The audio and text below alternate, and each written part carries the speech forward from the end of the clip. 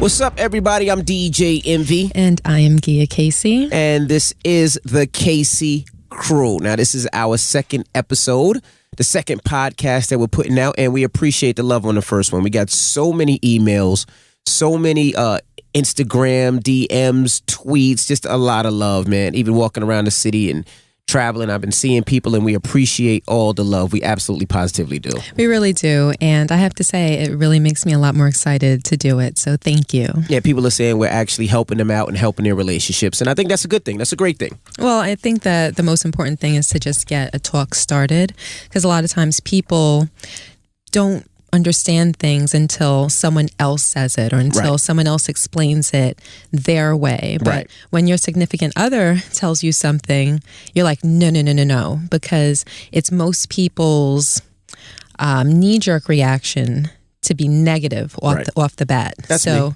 I think it's nice to have a conversation. It just opens up dialogue and creates conversation in people's bedrooms. So now last episode, or last podcast, we ended off by talking about a situation that happened when we were younger. And the reason why, even though I hate talking about this situation, it burns my soul, it really hurts my stomach, is that a lot of people I see in the news all the time, or I read in the paper a lot, that people have insecurity issues. Maybe because of weight, maybe because they're not happy with the way that they look, maybe because they got into an accident, or there was a problem, a situation. Maybe a disfigurement or something like that. And people are always, they take that personal, like they can't, sometimes people feel like they can't live with themselves, or whatever that problem is, they have to fix. Right.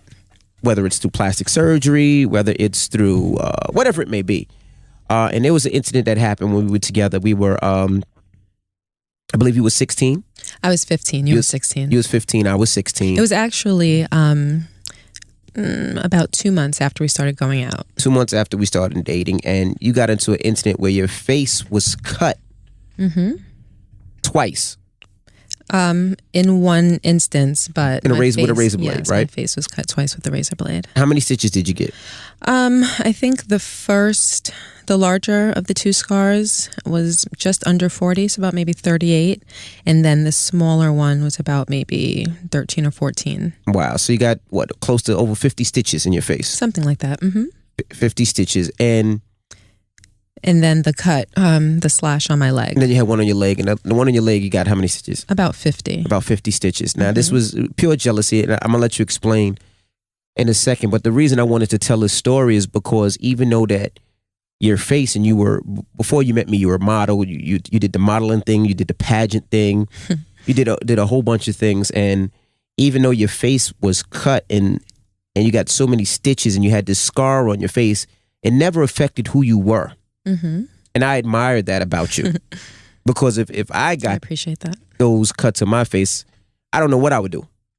You know, I not to say I love my face, but I love my face. I really don't know what I would do with 50 stitches in, cutting up my face, and how that would make me feel. I don't think I could be as secure in myself as that. Like the way that I walk around and the way that I look and the way that I feel is all the swag because of it's a confidence. I have confidence in myself, I don't know if my confidence would have been the same. I don't know if I would have been the same individual. And there are a lot of females, a lot of girls, a lot of kids out there that are having problems with confidence based on these problems, whether it's a cut, whether it's their weight, whether it's they don't like the way that their nose looks, or, whatever it may be. And you have never been that way. Well, I think that and I'm going to speak on females more so than males, because it affects females more than it does males. I think that most girls have a hard time living up to what they see as the perfect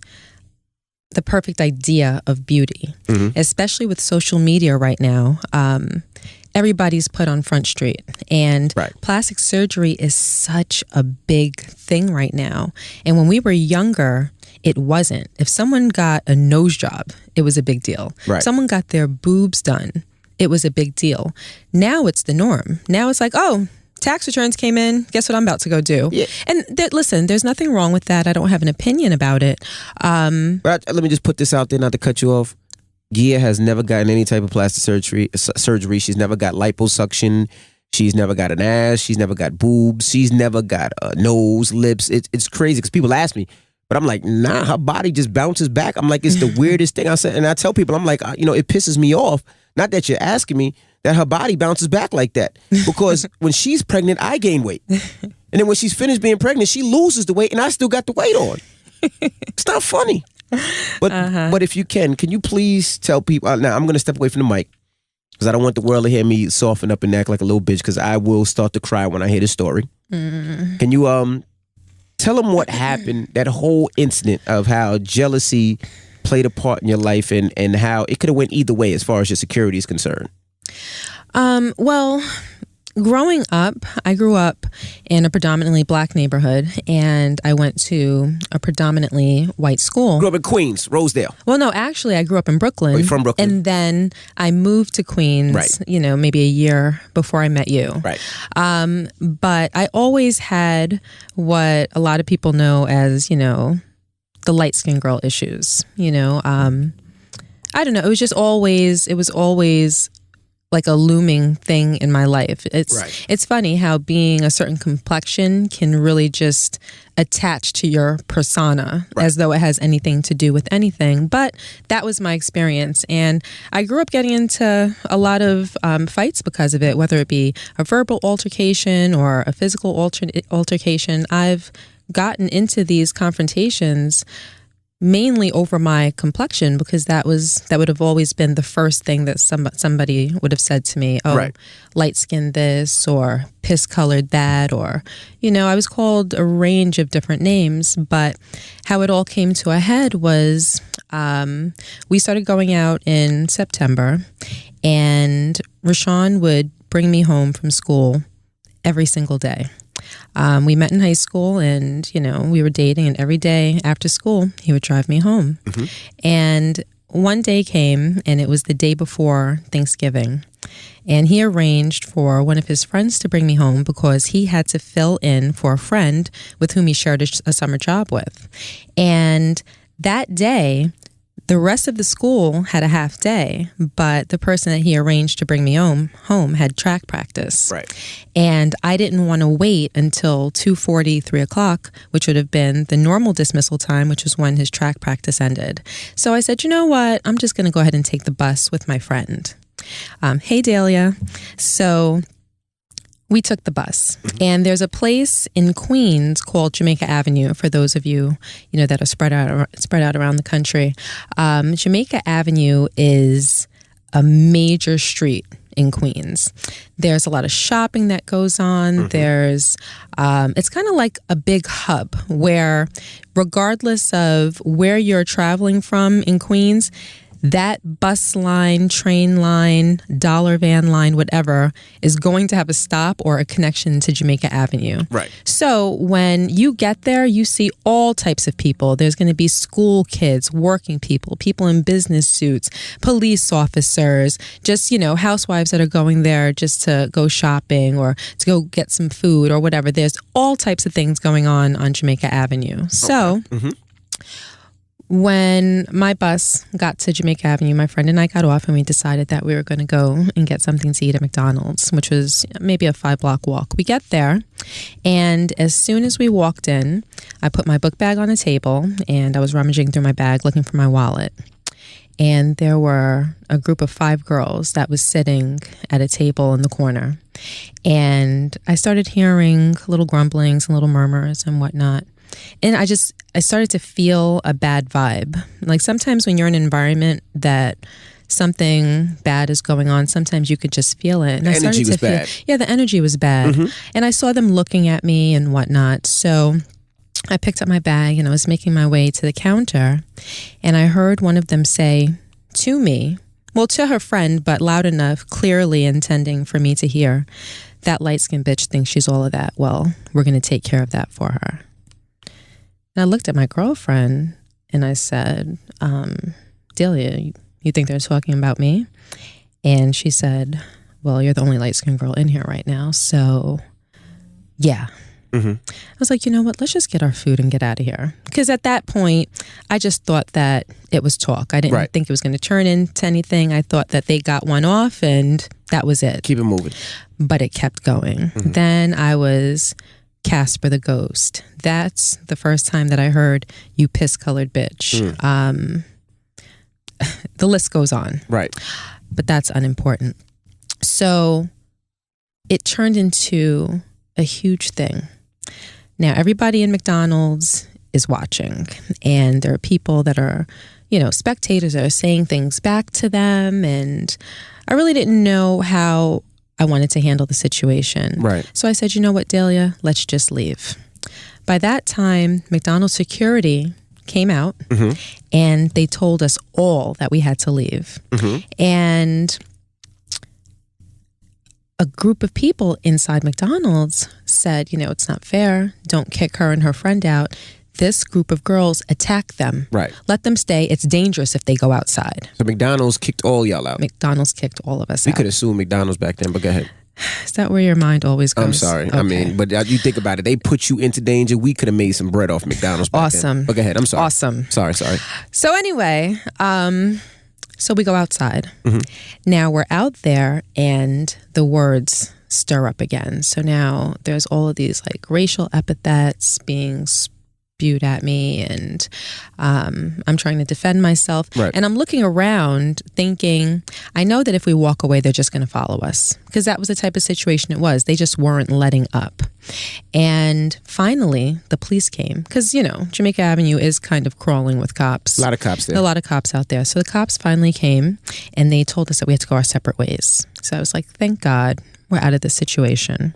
We crossed the street, and Dahlia decided to wait with me until I got into my dollar van. So people, a dollar van, because I think this might have been the second time that I mentioned it, a dollar van is a form of transportation in like more urban areas, like in Brooklyn and Queens, that it pretty much follows the same route as the bus. But it's a little cheaper, and it comes a little quicker. So if the bus comes every 15 minutes, the dollar van's every 7 minutes. Right.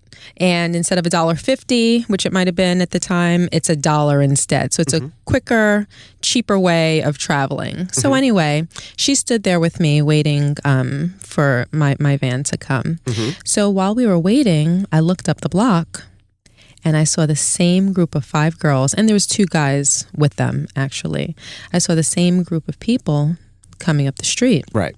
And I said to Dahlia, like, dude, this isn't going to be good. Like, this isn't going to be good. So they approached us. Now, the cops are already gone. There's a lot of people out there, though, and the same thing happens. They start yelling and screaming, calling me names, trying to invoke an argument. Right. And we were engaged for a matter of minutes. And at one point, I look at one of the girls who seemed to be like the ringleader. She was the biggest, well, not the biggest in size, but the biggest and the baddest as far as her personality and the things that she was saying. And I noticed her pat her pocket, and then she slipped her hand in her pocket. And it just looked strange to me. So now I pipe down. I'm not saying anything. I'm not trying to defend myself. I'm just watching her. Then I see her pull her hand out of her pocket, but I don't see what's in her hand. And now she's not really saying anything. So about maybe 10 seconds passed, and she lunged at us, and she grabbed Dahlia by her hair. And Dahlia's about maybe, 5'9", right? She grabs Dahlia by her hair and then pulls her to the floor. As Dahlia's falling to the floor, her hand raises, and I see the blade in her hand. And she not accidentally, but actually no, it was she accidentally cut the back of Dahlia's hand as Dahlia was falling. Right. And as soon as I saw that blade, I grabbed her and I threw her to the floor. Next thing you know, the whole group piled on top of me. Right. So I was getting jumped. Now, Dahlia tried to help, but she's one person, so there's only so much she could do. She couldn't pull every single girl off of me, but she was trying. But she's on the outside of this circle, and I'm at the bottom of the pile. So I was getting kicked in the face, stomped in the face, punched, and everything. But ironically, I didn't feel anything. I guess your adrenaline is pumping so much that it numbs your body almost. Right. I knew that I was getting punched. I knew I was getting stomped. I could feel the pressure of it. I knew what was happening, but I didn't feel the pain. Right. Thank God. So every time that I would open my eyes, I saw this girl's hand just kind of swinging haphazardly, just wildly, you know? But it didn't make sense of what was going on. I was pretty much just trying. Booger.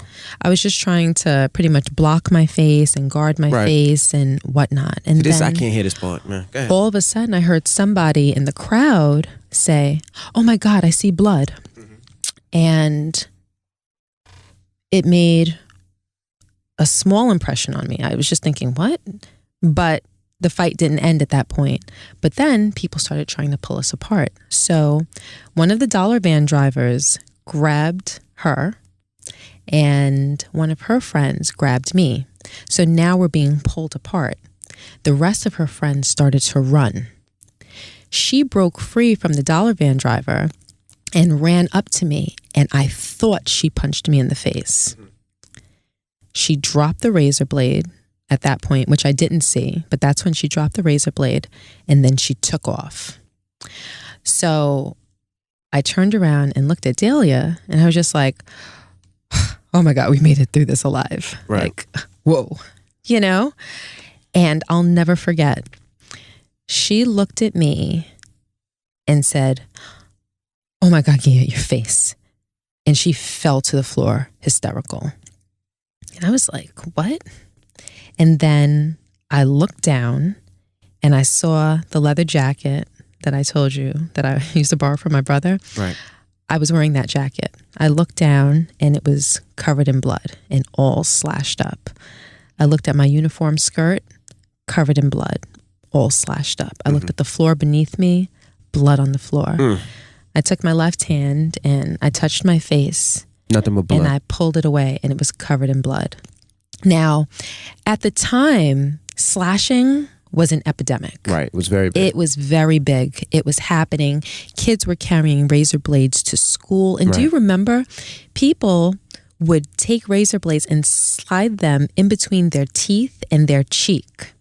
This way they would have easy access. They learned how to talk with it. They learned how to eat with it in their mouth and everything. And then if there was a confrontation, some people could just spit it out, catch it in between their fingers and slash somebody. I remember. People would practice that. I remember that. And I remember watching talk shows like Montel Williams or Geraldo or whatever and seeing them covering stories on girls that have been attacked with a razor blade. Absolutely.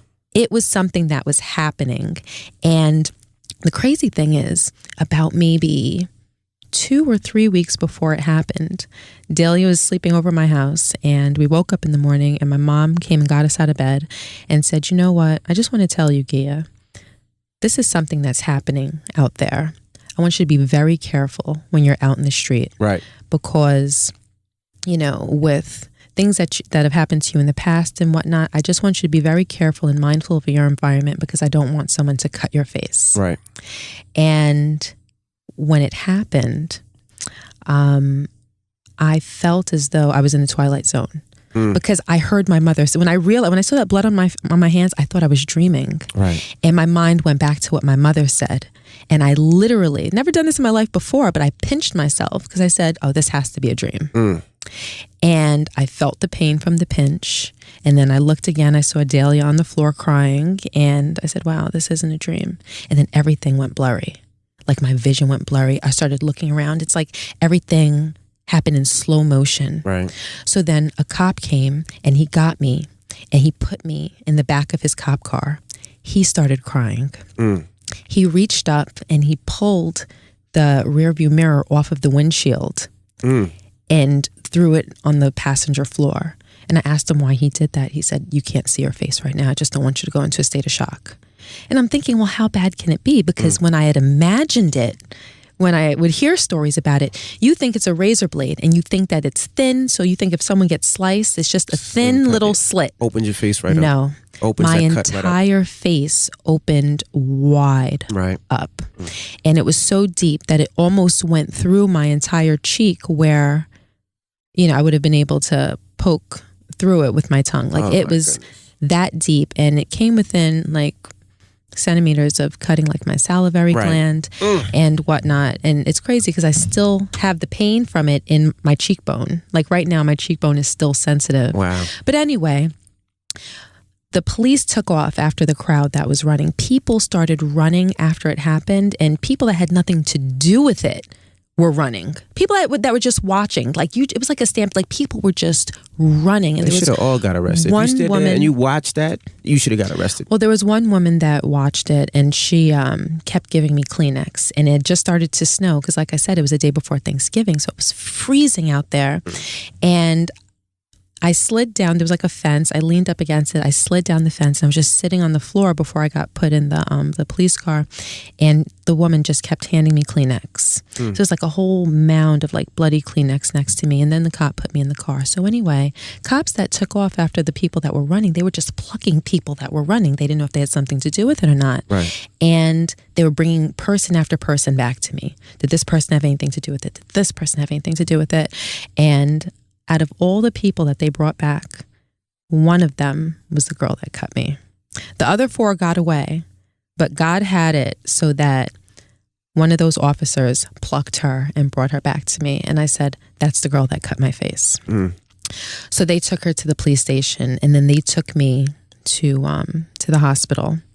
And I was sitting there wondering, like, what's the next step? Because obviously I had to get stitches. I'm like, oh my God, this is going to be so painful. Because now the pain is setting in. The adrenaline wore off, and now the pain is setting in.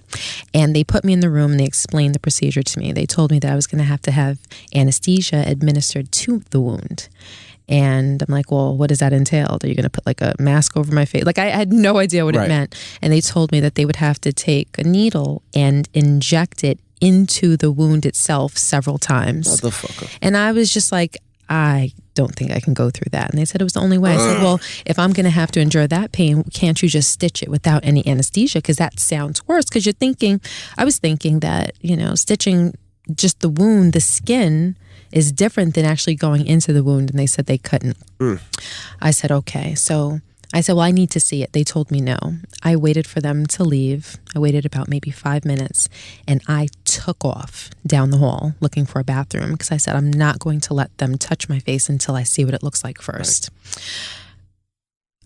I made it to a bathroom. I flicked on the lights, and I saw it.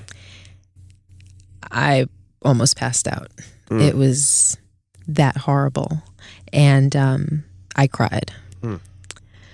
But I think that was the first and the only time that I ever cried over the incident. I was done crying. I said to myself, all right, suck it up, get back in there and get stitched up.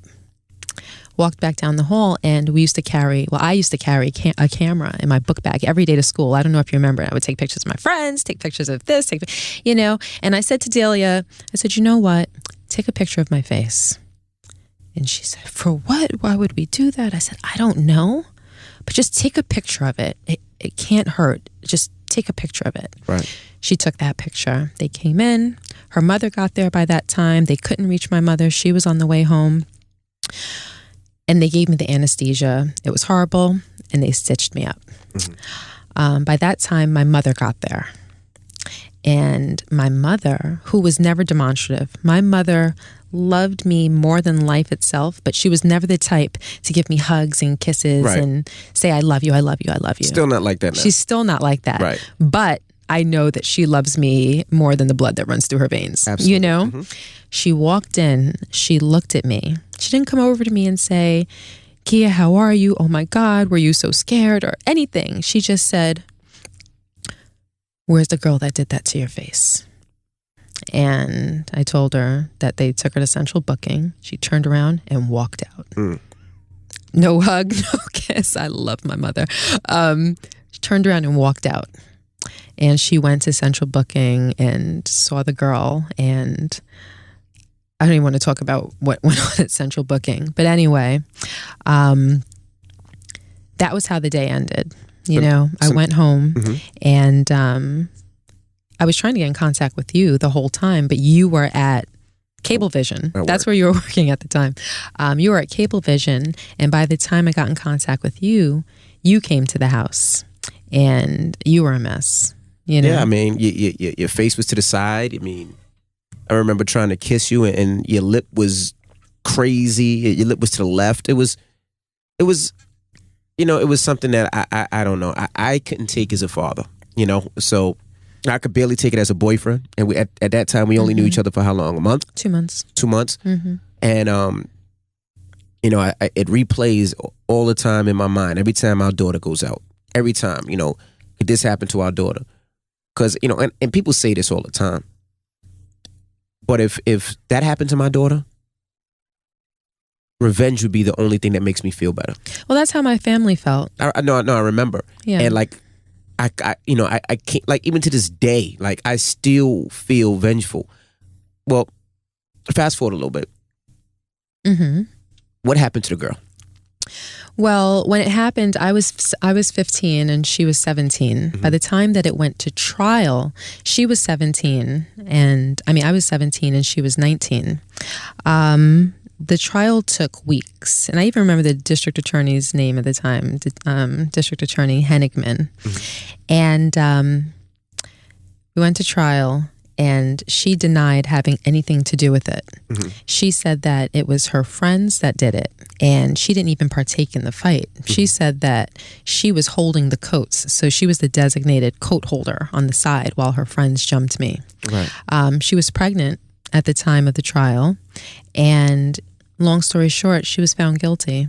And it was one of the first times that someone had been sentenced to hard time for slashing, not, any other crime attached to it, just she got slashing. 8 years. Well, right? she was actually sentenced to 5 to 15. I think she served maybe 8 years of that sentence. And her baby was born in jail. Good for her. And then at the time, what about the other girls? I never know. The other girls, we had it took a minute to find all of them, but I was adamant about finding all of them. So we had to do a couple of stakeouts. I had to look through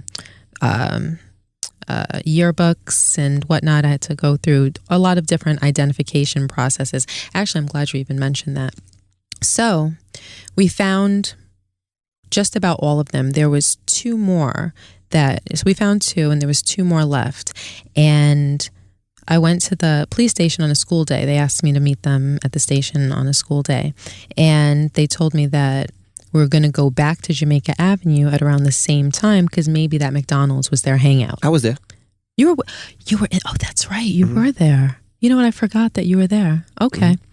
So then you remember, we walked down Jamaica Avenue and the detectives were behind us about maybe 15 feet. Walked into the McDonald's, and so ironically, they were in there. They were there. And they said something smart. And I walked up to them, not on top of them. You don't remember I started getting into an argument with them? Wait, I remember. Oh, okay. Now I remember because we're just now, reviving these memories. So I was probably about maybe 5 feet away from them. And I just wanted to get a very good look to make sure that it was them. And at that point, the detectives walked in behind us, but they kind of kept a little bit of their distance. And one of the girls, and I remember her name, but I won't say her name, she looked up at me and said, "Oh my God, look at you. Look at your face. Don't you look beautiful?" And I said, "I don't think you're going to be saying that in about 15 seconds. And then she looked at me really confused, and I signaled for them to come over, and then they came over and arrested them. They wound up getting probation. So they had, I think it was 5 years probation, the remaining 4. And I was very happy with that. I was very happy with the justice that was served should have got time, in that situation. They should have got time. Anyway, but, oh my goodness, I hate that story. Now, how this all started, I wanted to know, for somebody out there that's listening, that maybe has children, or maybe somebody that's young that's listening, because, we have a lot of young listeners as well. How did you get over the fact that you had these 2 huge scars on your face? It's not like they were small and minute. Like you had their lines. They're about, 6 inches each? One's 6 inches, one's 4 inches, I would say. No, one is about maybe Initially, it was about 6 inches, and the other one's about 2 inches. 2 inches. So yeah. How do you tell somebody who has been dealing with insecurities? Because I'm sure there's a lot of people out there, maybe because of their weight, maybe because of a scar themselves, maybe because of something that they just don't love their self. So how did you continue on? Because as long as I've known you, after this incident, you never had a freaking problem. It's not like you ever looked at this as, well, I can't do this because it is. It's not like you ever hid it, like I'm going to wear my hair over it. It's always been like, okay, it's happened. We've never even discussed it or even had a conversation about it to say, this is how I feel. It's always been like, this is life. It's happened and let's move on. How do you tell somebody, or how do you maneuver like that? Well, first let me point out that when my scar initially healed, it wasn't as refined as it is right now. Right. When it originally healed, there was a slight keloid. So it was slightly raised. For those of you that don't know, a keloid is the overhealing of your skin. So it goes past where it should typically stop healing, and it overheals, and then it results in there being some type of lump or a bump where your skin just isn't smooth. And mine had that slight characteristic. And when it happened, it was such a big deal as far as like the media was concerned that all the talk shows were reaching out to me. So I heard from Montel Williams, and I heard from Geraldo, and I heard from Sally Jesse Raphael at the time. And I decided to go on Geraldo's show.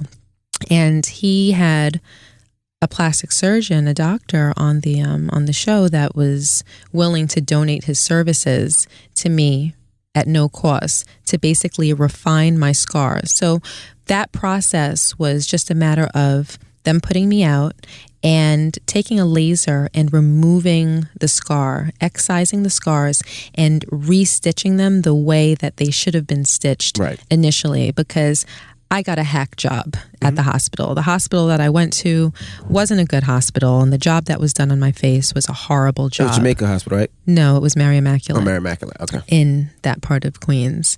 And it was just a terrible job that was done, and it healed poorly. Right. So had it been stitched properly, it would have healed nicely, and I wouldn't have had to have had the scar revised. But they just cut it up and re-stitched it the way it was supposed to be stitched initially, and it healed so much nicer, which is why it was a great idea to take the picture in that emergency room that day. Because by the time that I went to trial, it was 2 years later. And if you were sitting on that jury looking at my face, you would have no idea what I went through that day, because it didn't reflect the damage that was done that day. The intention of her actions wasn't reflected by the way that my face looked. That picture. So I told the district attorney that I had a picture done, and she blew it up to an 8x10, and she passed it around the jury. And I kid you not, and I don't know if any of those jurors might be listening right now, but there wasn't a dry eye in that jury box.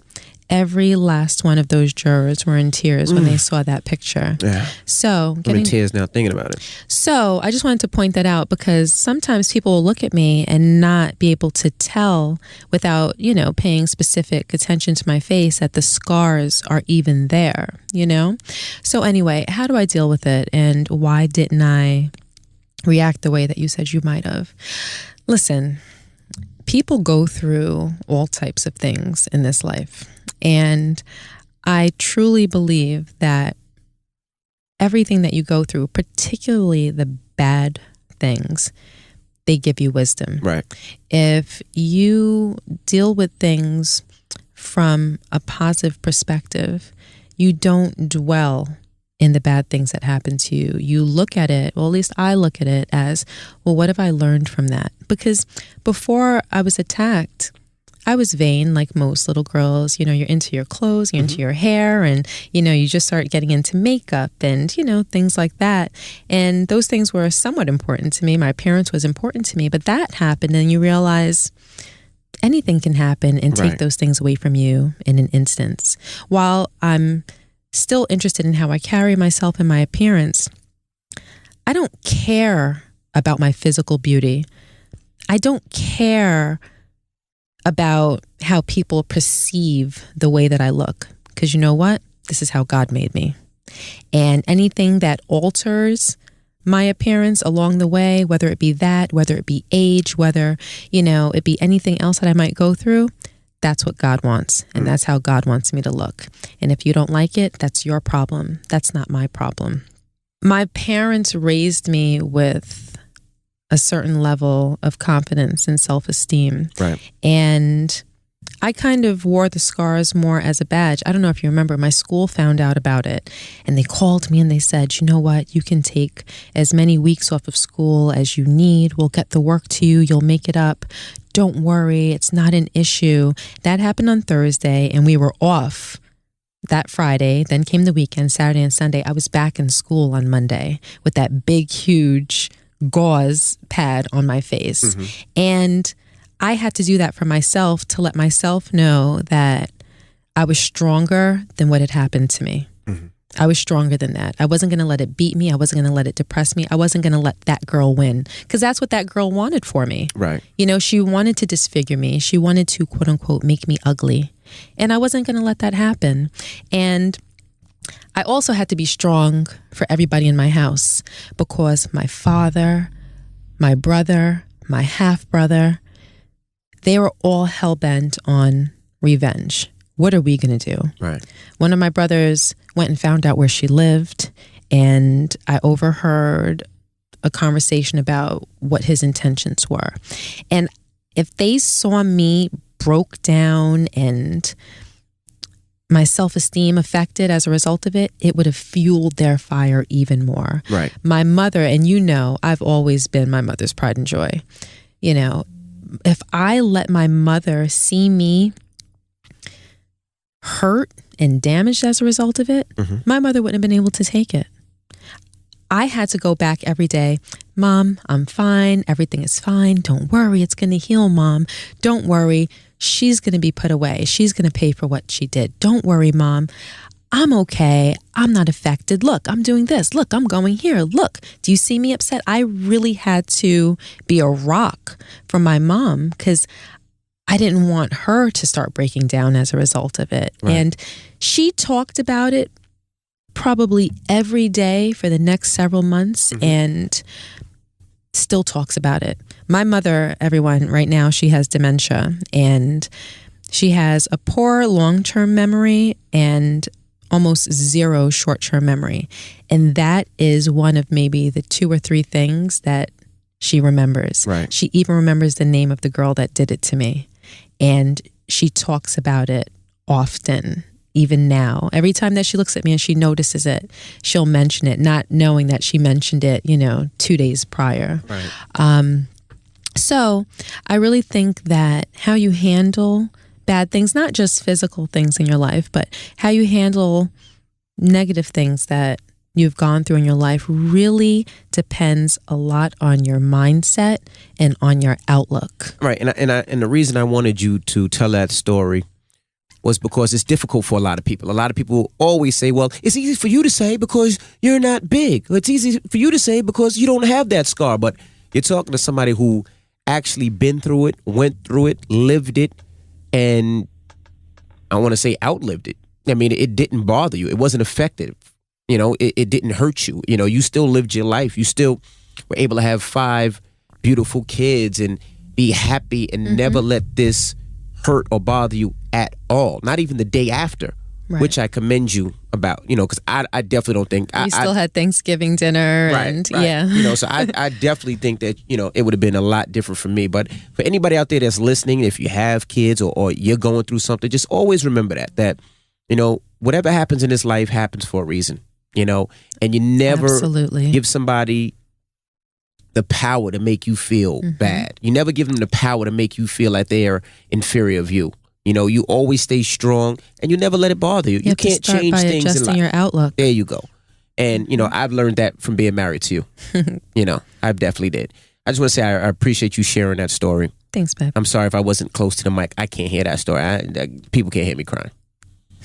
All right, well, can we switch gears? Because I can't talk about that anymore. We should switch gears. All right, well, let's get to the email of the week. Now, the email, if you want to holler at us, is thecaseycrew@gmail.com. CaseyCrew@gmail. I think I gave the wrong email last week. You did. I know. You did. Some poor lady was hitting people back, and thank you, ma'am, whoever you are, for hitting people back. Tell them I gave them the wrong email address. I'm sorry. But it's the CaseyCrew@gmail. All right. 2 E's. Now, this is from Tracy. Tracy says, okay, guys, what do you think of having your man be all in his phone all the time? My boyfriend is always in his phone like it's all that exists. Is he talking to somebody else? Am I boring him? Should I keep telling him to get off his phone and pay attention to me? Not sure how to handle it, but it really is starting to annoy me. Let me know what you guys think I should do. Thank you, Tracy. What do you think, babe? Well, this is the thing. It depends when he's on the phone. I mean, because it could be a lot of things going on. It could be a football game and he wants to know the football score, so he could be into his phone for that. Or it could be, it could be maybe something interesting is happening on Twitter or Instagram. It depends how often they go out. Me and you, sometimes we're on the phone a lot. Yeah. But it's kind of a connection that we're on the phone.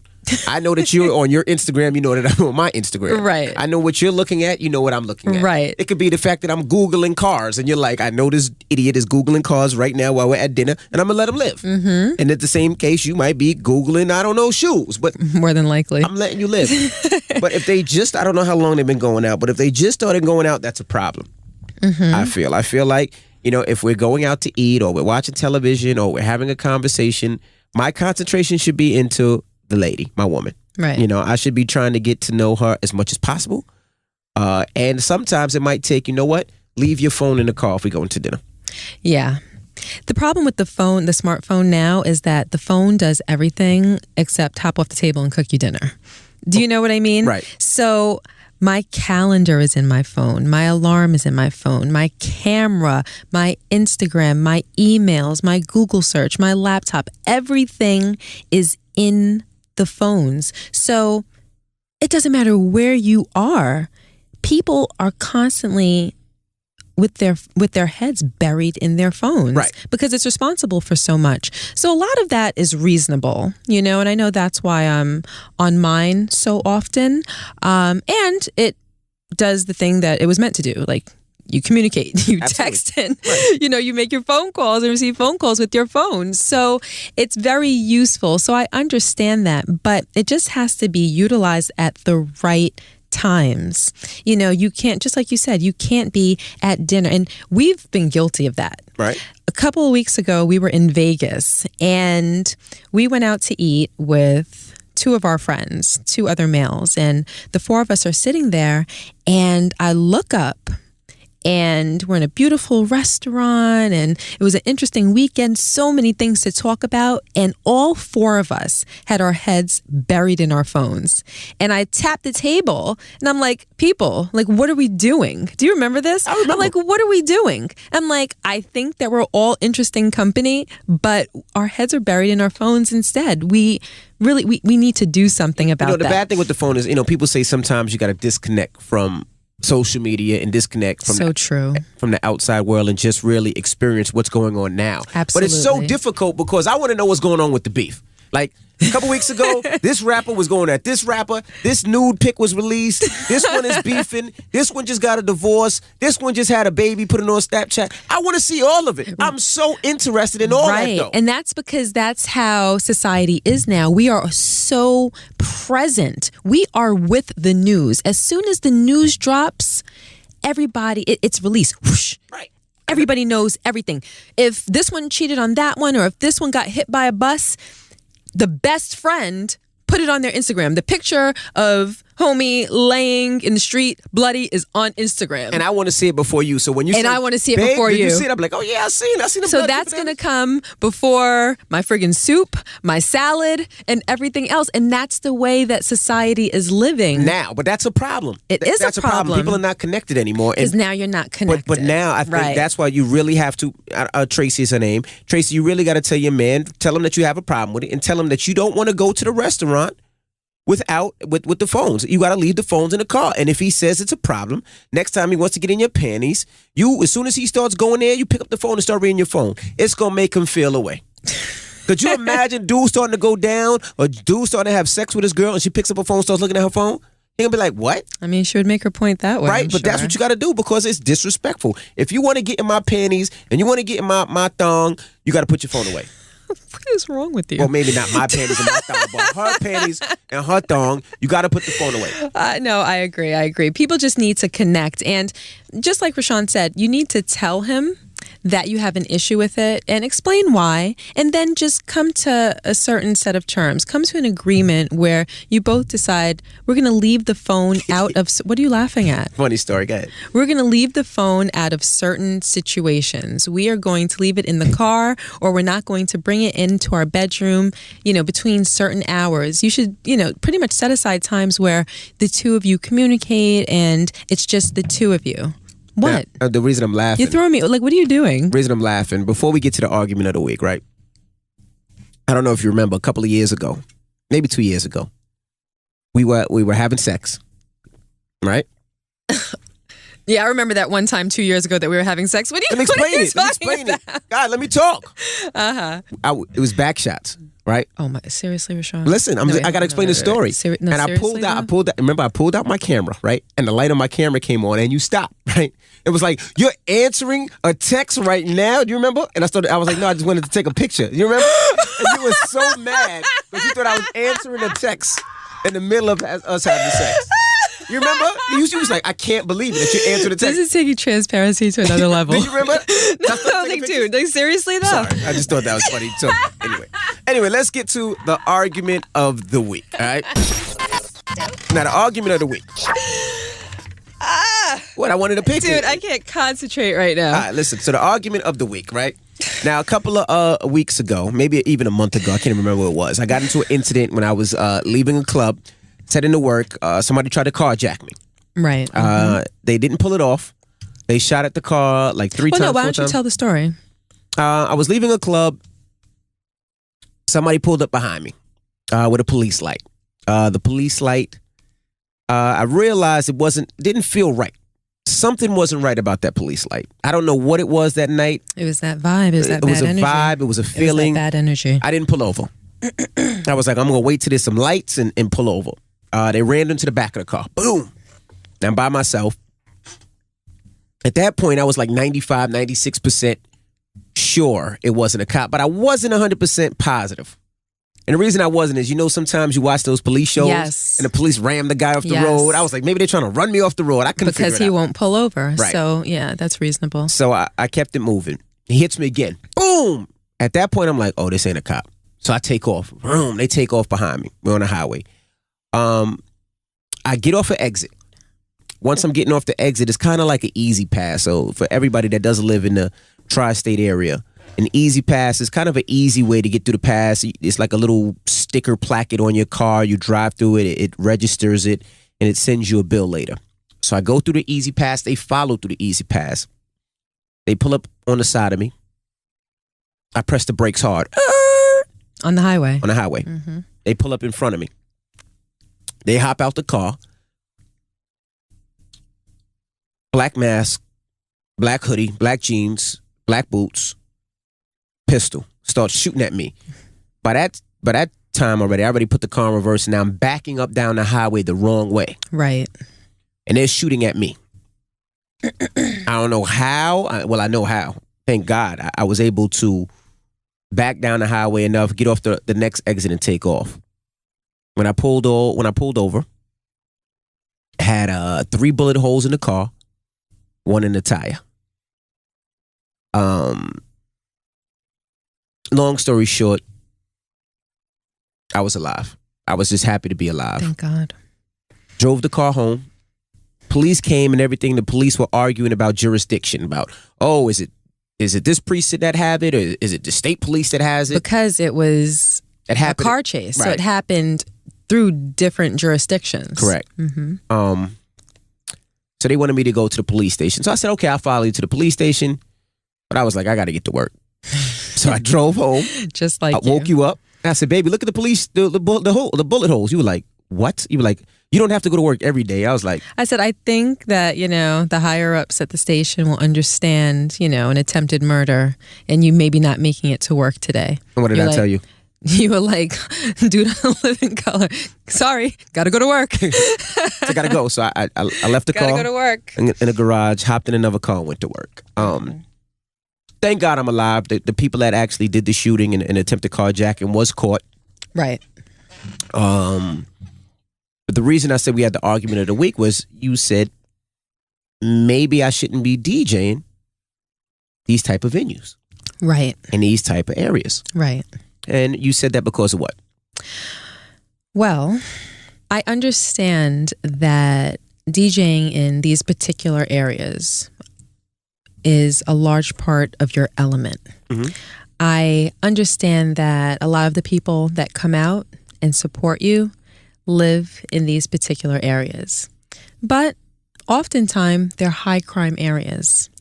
And it truly makes me worry for your life every time that you walk out the door to perform in one of those areas.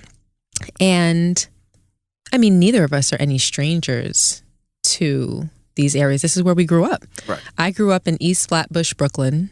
You grew up in Queens Village, Queens. So this is our element. Right. This is what we're used to, which gives me this is what I know. This is what I know. You go out in the street and not for nothing, you look like fresh meat. You know, you'll be in one of these areas with, an iced out gold chain and an expensive watch and driving an expensive car. And sometimes I feel as though you do have security, but I feel as though you have a false sense of security, and it's because your life hasn't been threatened in the past 10 years up until now, because I don't know if you've ever talked about it on the radio or if people know, but this isn't the first time that someone tried to rob you. This isn't the first time that you've been shot at. You were shot at 10 years ago and the same thing. Thank God none of those bullets came in contact with your body. And that was just God walking you through it. But I think he was trying to teach you a lesson then. And sometimes, God has to bring you down to your knees just so you look up at him and acknowledge what it is that he's trying to show you. Mm-hmm. And I don't think that you acknowledged it then. And here's another opportunity for you to acknowledge it. You move well. You have security and you have a team, and the way you get in and out of venues is very safe and it's very secure. But I think that it needs to be taken a step further. And I think that you don't always have to put yourself in a position where you have to be so secured up. I don't think that you need to be at every one of these events if it's not the smartest thing for you to do, if it can potentially put your life in jeopardy. Right. No, I get that. And I understand what you're saying, but I look at it a little different. I look at it like, as a kid growing up, being able to see my favorite rapper, my favorite athlete, my favorite DJ in my hood meant everything to me. Mm-hmm. It motivated me. Yep. I remember Clue. Yeah. If I didn't see, and this is a true story, the reason I started DJing was because I seen Clue at the time. I was at the bus stop waiting for my bus. And Clue lived across the street from him. Clue lived across the street from me. Directly across the street. And I knew Clue all my life. I didn't know he was a DJ. And he pulled up in a nice car. Mm-hmm. And when he pulled up in a nice car, I thought he was selling drugs. Yep, I remember. And I asked him what he was doing, and he told me DJing. So at that time, I was one of those kids, I would have to say that, what's the word I'm looking for? That somebody could have a strong inflection on me. Meaning if they were a drug dealer and they were getting money, I would want to be a drug dealer and get money. Mm-hmm. You know what I mean? So if Clue would have said that day I was a drug dealer, I might have wanted to sell drugs that day. Mm-hmm. Because I wanted the car. I wanted the jewelry. I wanted the sneakers. But because he did something positive, being a DJ that had a strong inflection. Influence. That's the word I was looking for. A strong influence. I was like, what's an inflection? a strong influence on my life. Right. So when I go to these areas, I look at some of these people in the hood and I'm saying I can influence them in a positive way, where they feel like, look, I ain't got to sell drugs. Look at Envy. Envy's doing well. He got his high school diploma. He got his college degree. That guy works hard. Every time I look at him, he's always working. He has a beautiful wife. He has 5 kids. That's a positive influence because a lot of times in our neighborhoods, we don't see positivity like that. We see the drug dealers. We see the jack boys. We see the stick-up kids. So that's why I go to those areas in those vehicles and that jewelry.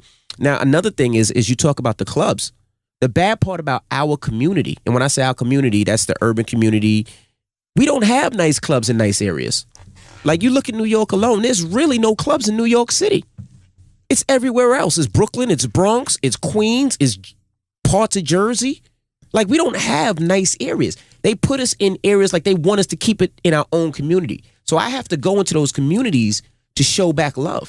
No, and I have to say... And I don't DJ 5 nights a week in those. I might go once a week or twice a week. And I respect that about you. The amount of love that I get. I do. And nobody's gonna make me scared to go to the places that I grew up at. See, but this was another part of our You ain't gonna chase me out the hood. That's not gonna happen, and I'll be there every week. See, but you know what's speaking through you right now? What? Pride. Yeah, you're right. And pride comes before the fall. You can't put your pride before your own self-preservation because, you know, there's a saying, dead men tell no tales. And if something were to happen to you, if they were successful, you know, a few weeks ago, or if they were successful 10 years ago, nobody would be saying, yeah, that dude Envy, they couldn't scare him out the clubs. They couldn't scare him out these areas. Yeah, he was brave. That's something to look up to. No, that's not what they're going to say. They're going to be saying, you know, Envy was a good dude. Rashawn Casey was a good dude, and he didn't deserve that. So how brave you are, or the fact that, you know, you're beating your chest because you're a man and all of that, it really doesn't matter at the end of the day. And, you know, people get caught up in their own ego and, you know, nah, this, nah, that, you know, and you find that's a characteristic of a lot of men. They're just there's so much testosterone pumping through them. And when we had that conversation, that's what I saw in you. I just saw testosterone and you proving your manhood. No, they're not that. Nope. That's not the effect they're going to have on me. I'm still going to those clubs. I'm still going to show love to my community. I'm still going to, and I understand that. I commend that. I respect that. What I'm saying is that you just have to be a little bit more choosy and not put yourself in the most dangerous of the dangerous situations. Do you understand? No, I get what you're saying, but I also look at, you know, if I can change one kid's mentality of what they were going to do and say, damn, Envy's doing it the right way, let me talk to Envy and have a conversation. Because when I'm out there, I'm having conversations with these dudes. You know, I'm having conversations. I remember I was in Queens a couple of weeks ago, and I had to do a show with Common, and we were just in the streets talking to people, trying to get people to vote. And this dude came up to me and was like, yo, I've never seen a Ferrari here. Mm-hmm. So I opened the door. I said, sit in it, man. He was like, really? I was like, yeah. I said, you're going to own one day. And he was like, well, how do you figure? I said, because you're going to work hard. You're going to get your high school diploma. You're going to get your college degree, and you're going to work your ass off, and you're going to buy yourself one. And he was like, you know what, Envy? You're right. Now, I don't know if I changed him, but that conversation will probably be stuck in his head forever. It could be a seed. That damn Envy opened up his Ferrari. I sat in the Ferrari. That man works hard. I respect it. Right. And if I change that one kid's mentality, that is everything. I'm happier than a pig in doodle. You know, because that's what the goal is. The goal is, Envy works hard, Envy's successful, but it's not only being successful and working hard, it's how you can change the mentality of everybody else in the hood to make sure that they are successful and they are strong. Because if it wasn't for Clue, I don't know what I would have did. Well, I like events like that you do. I love when you give back to urban areas and you do the things around the holidays and you do the things through the summer and you appear, you show up and, you know, you talk to these people. I love when you go to the schools and you go to the colleges and you talk and you share your experiences and you influence. But that was on the street. That wasn't no school. That no, was I know that. Well, that was just in the street, right. in the hood, right? You know, and I love that about you. Yeah. But that would be one of those situations where you would have my approval. Yeah, go ahead, babe. Sometimes I might even say, let me come with you. I want to go with you. Absolutely. But I'm just saying, to go to, you know, the heart of the hood to DJ a club, 2-3 nights a week, or you said 1 or 2 nights a week. I think it's more like 2-3 nights a week. It's only 2. Okay, so let's just say 2 nights a week, right, so we could be on the same page. Maybe you should go once. 2 out of 7 ain't bad. Well, I mean, most people don't work 7 days a week. I do. You work 7 days a week. So, I mean, my baby's like nice things, so I got to keep working. Well, 2 is still a lot, you know? I just think that you need to reevaluate that. Well, you know, we might have to have a few more discussions. If you really want to help me, all right? Yeah. What you do is, see all those bags you got? Man, I don't even want to go this direction with this conversation. If you really want to help, you get rid of some of them bags, you buy some pistols, you get your license, and then you be my protection. Oh, okay. And that's what you do. All right. Okay. Me with a holster. You think that's sexy? And some 6-inch heels. Yeah. You can protect me, and then we can. I might go get me a holster. And then we can smash right after. Come on, Rashawn. All right. All right. Well, that was episode 2. Yes. Dos, uno, dos. We need some sound effects. We need some music. We need some sound effects. We got to get to that, man. Right now, we're just starting off. We got to get to that. Bare bones. Yeah, this is bare bones. We're giving our listeners a bare bones show. Well, shout out to everybody for listening to us again. We definitely appreciate it. You can always email us at thekcrew@gmail.com. That's THEE KCCrew@gmail.com. Every week we pick an email. We answer your questions. And I think we're going to get some celebrity couples up here and talk to some celebrity couples. Yeah, I've spoken to a few that actually want to come up here and do this with us. So I'm excited. Yeah, we appreciate everything that you guys, you know, all your tweets, your the comments under the pictures, the comments under the SoundCloud and iTunes. Mm-hmm. We definitely appreciate it. And thank you. Thank you. Thank you, guys. All right. Well, I'm DJ MB. I'm